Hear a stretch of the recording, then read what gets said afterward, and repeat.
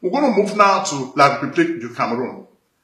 We've covered La République du Cameroun on many of our shows. Why? Because we've realized that La République du Cameroun is becoming a fragile and failing state. The way we see it, because of the intransigence of the Paul Biya rogue regime, this country is going to break into pieces. The country is falling apart. Already, you have the two Anglophone regions, which are called Ambazonia. The Anglophones are clamoring for their own state. Okay, the two regions, Northwest and Southwest, are clamoring for their own state. All the frustrations they've had since independence have boiled to the top, just like a volcano, and everything is flowing. They want to be independent because they are tired of the French imposing how they have to live their lives. So they want things to change. And we have a rogue leader such as Mr. Paul Biya, who is not listening to the voice of the people. He keeps saying Cameroon is one and indivisible.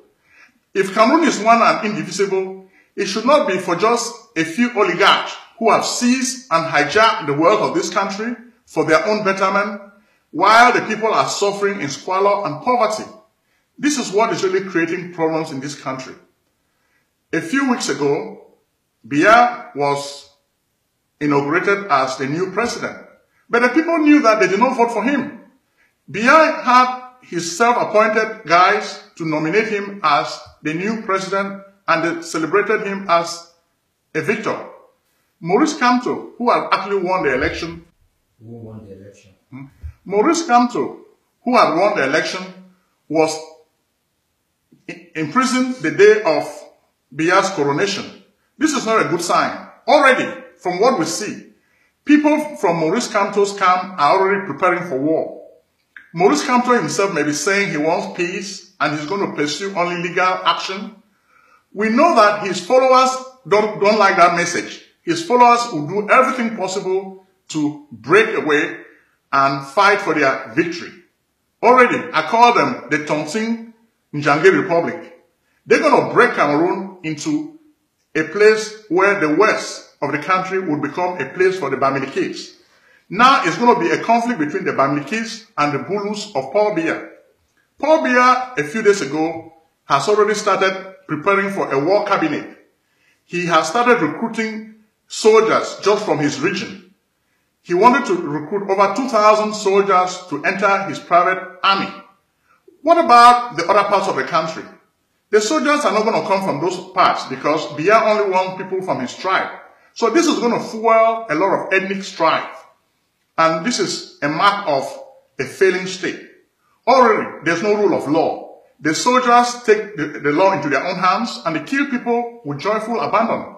When this happens, you know that the rule of law is not respected. So this is creating a lot of problems. And then there's a lot of economic decline. The area we will call Ambazonia is not even working anymore. No election was really held in this territory. So the Ambazonians have already written off Cameroon as part of their country. They are moving forward to form a new country. Then, you also have the people in the north. I call them Shipistan.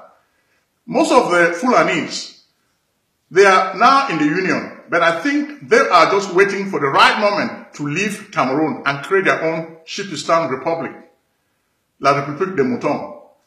We say this because they love rearing sheep, and this is going to be their own republic. They are just waiting for the right time, the right moment to strike. Just like the Bamilikis are doing. From what we hear, the Bamilikis are already receiving training abroad. They are preparing for war.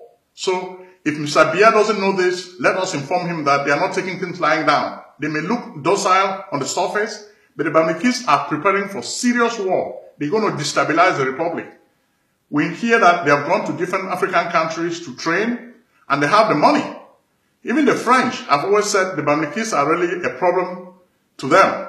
But they're going to now become a big problem for Mr. Biya. If Mr. Biya has ears, let him listen. Being a tough guy is not good statesmanship. If not, your country is going to break into pieces, the way we see it. Already, the Bulus are going to have their Republic of Sardinavia. These are for people who love sardine and bread. They will keep eating sardine, but the other people are leaving, okay? So the Tontin Republic and the Njangir Republic will join the Ambazonians and start fighting for freedom. So when we see this, we say, now is the time for some cool heads to reign supreme. The people need to know that soon things will really break into pieces and the country that we call is indivisible and one will not be one. There will be no more oneness as preached by Mr. Biya. So now, the word for advice, let's preach unity. A few days ago, we saw the speech of Dr. Samuel Sako, the interim president of Ambazonia. He's preaching for unity among his people, and the people are really fired up. They are ready to really break away from Biya's Cameroun. And Seseku, who is in jail in Yaoundé, he also appealed to his people in a letter that they should be united. Last week, we noticed that a few Ambazonian soldiers were really killed by La République. So it was really sad, and they are really mourning those losses, especially the loss of General Amigo. It was a big loss because it is suspected that he must have been set up. This general did not die in the battlefield. He was attending a funeral, and he was ambushed where he was attending a funeral. So this is going to fuel a whole lot of revenge. A lot of revenge killings are going to take place because General Amigo's people would want to avenge his death. So we just fear what is just going to happen in the next few weeks. The war is really intensifying. They may not be calling it a civil war, but already what we see in Cameroon is a civil war. It has a mark of a civil war everywhere. There is so much killing going on a daily basis from the government side and also from the Amba side. So both sides are really struggling for victory. And I don't think the Amba boys are really taking it lightly. So they're going to really take the fight to the enemy. And from what we've gathered, the Amba boys have started receiving very good weapons. Weapons that really match the weapons that the government soldiers have been using. So this is going to change the whole war climate because now they have very good weapons. Instead of just using them guns, they have AK-47 and rocket-propelled grenades. So this is going to start changing the face of the war. It's going to get bloodier. Already, most of the soldiers can only kill civilians because the Amba boys are very agile. They strike and run. They strike and run. It's a typical David and Goliath struggle. The Amba boys are small. The almighty army cannot really fight them because they cannot see them. How can you fight somebody you cannot see? So the poor people are left to bear the brunt. So the government is always sending soldiers to burn their houses. So all the people now are just running to the bushes. But unfortunately, the government is driving these people, the population, into the arms of the Amba boys. By killing them, the government makes it impossible for the people to have any love for the government. So they are running to the arms of the Amba boys.